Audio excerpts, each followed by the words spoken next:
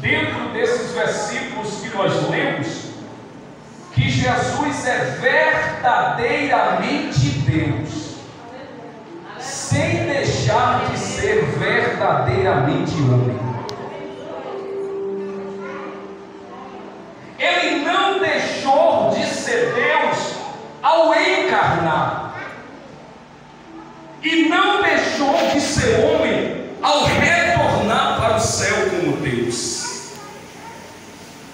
E João dá início a partir do versículo 1, abrindo as cortinas da eternidade.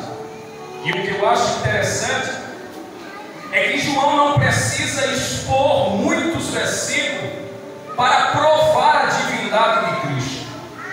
Somente no versículo 1 ele já prova a divindade de Cristo. Ele dá início dizendo: no princípio era o Verbo. Perceba, e você é inteligente, que o verbo ser aqui está no pretérito imperfeito e não perfeito. Ele não diz que no princípio foi o verbo, ele diz que no princípio era o verbo. Então isso significa dizer que quando tudo teve um princípio, e a Bíblia diz que no princípio criou Deus os céus e a terra, o verbo já existia.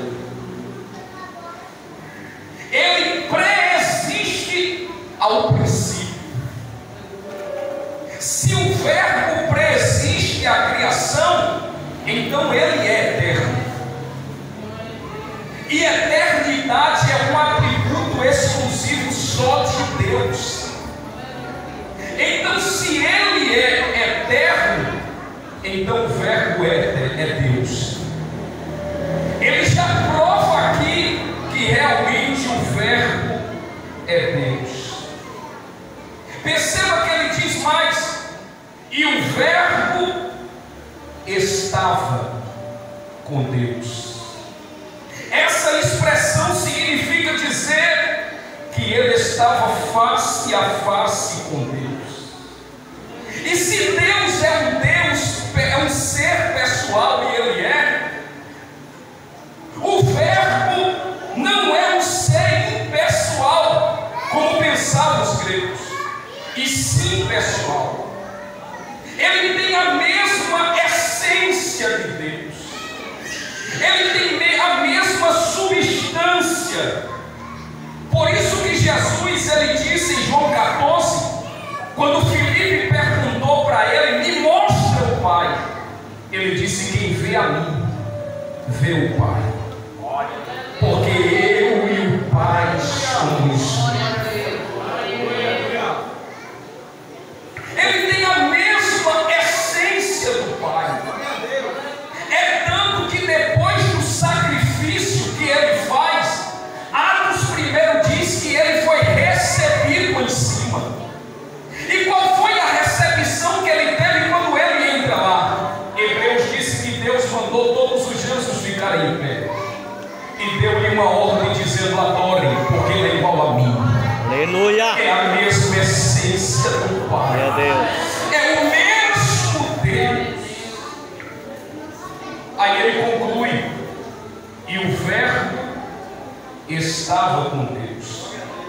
Não um ser inferior a Deus, não apenas um ser superior aos anjos, mas um ser da mesma natureza, tendo os mesmos atributos, realizando as mesmas obras. E eu acho interessante o comentário de um homem chamado C.S. Lewis, e ele disse que com respeito a Jesus só há três opções. Primeiro, ou ele é um mentiroso, ou ele é um louco, ou ele é Deus. Se ele não é quem ele diz ser, então ele é mentiroso. Se ele não é quem ele pensou